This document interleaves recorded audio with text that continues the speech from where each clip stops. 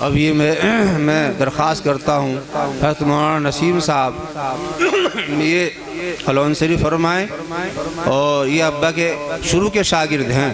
حضرت مولانا نسیم احمد صاحب مدرسہ کھنگراولی کاندلہ کے پاس ہے، وہاں سے تشریف لائے ہیں اور یہ ابا کے بڑے خاص شاگردوں میں ہیں۔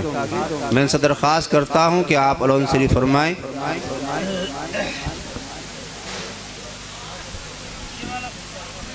بسم اللہ الرحمن الرحیم الحمدللہ وکفا وسلام علی عبادہ الذین اصطفیٰ اما بعد فقد قال اللہ تبارک و تعالی فی القرآن المجید فاعوذ باللہ من الشیطان الرجیم بسم اللہ الرحمن الرحیم کل من علیہا فان ویبقى وجہ ربک ذو الجلال والاکرام۔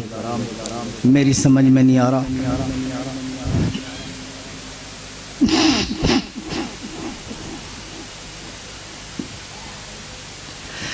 کیسا نام سری ہوگی، میرے ذمہ لگا دیا، کہاں سے بات شروع کروں؟ 40 سال سے مسلسل حضرت کا سفر کا حضر کا ساتھ رہا۔ حیدرآباد ایک بار تشریف لے گئے، مجھے ساتھ لے لیا کہ حیدرآباد چلنا ہے، وہاں 4-5 روز تک رہے، بڑا لمبا سفر رہا، بہت ساری نسبتیں بیان کی گئی۔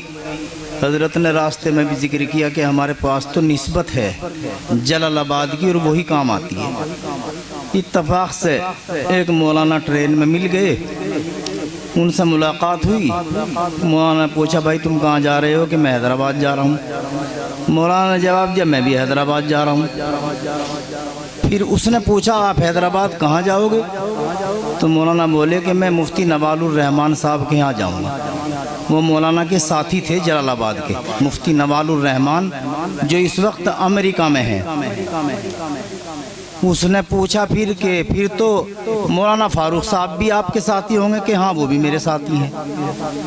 اس مہمان نے کہا کہ مولانا فاروق صاحب کا بیٹا اسی ٹرین میں ہے، وہ انہیں لے کر آیا اور حضرت نے اس کے سر پر ہاتھ رکھا، بالکل وہی صورت تھی مولوی فاروق صاحب کی۔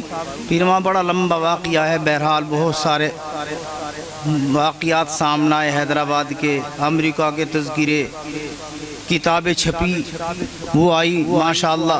مفتی نوال الرحمان صاحب مولانا کے ساتھی تھے، ان کے بڑے بھائی شاہ جمال الرحمان، ایک ان کے بھائی شاہ کمال الرحمان، ایک ان کے بھائی شاہ زلال الرحمان۔ یہ چاروں بھائی بڑے اعلیٰ درجے کے عالم ہیں جو حیدرآباد میں چھائے ہوئے ہیں۔ مفتی نوال الرحمان صاحب کا تو کچھ نہ کچھ ذکر آپ کے سامنے بھی ہوگا، شاید یہاں بھی تشریف لائے، اور جو کتابیں لکھی ہیں اس کی تائید بھی انہوں نے لکھی ہے جو امریکہ میں رہتے ہیں۔ بہرحال میں کیا سناؤں، بہت لمبا وقت چاہیے اور میں اس وقت اس حالت میں نہیں ہوں۔ ایک شعر یاد آ رہا ہے، یوں تو رہنے کے لیے کوئی نہیں آتا ہے، یوں تو رہنے کے لیے کوئی نہیں آتا ہے، تم گئے جیسے ایسے بھی کوئی جاتا ہے، نہ کچھ کہنا نہ سننا، بس سب کچھ سارے خزانے دفن۔ اس لیے اب ان کو ہمیں یاد کرنا ہے اور ان کے لیے ایصال ثواب کرنا ہے، یہی بس ایک تعلق ہے۔